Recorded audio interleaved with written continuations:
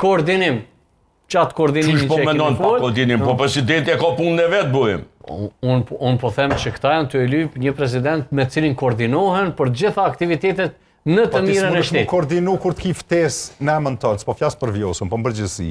Janë forumet ku dihet shkon veç kryetari i shtetit.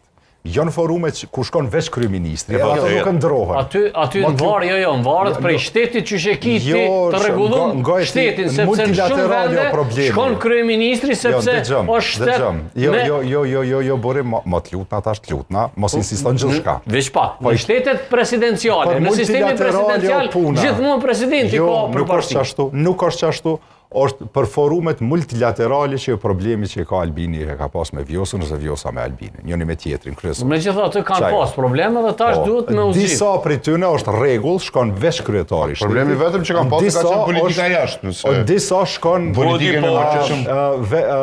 veç kryeministri. Po koordinimi për politikë të jashtme nuk është veç me qeverinë. Duhesh mu koordinu edhe me opozitë.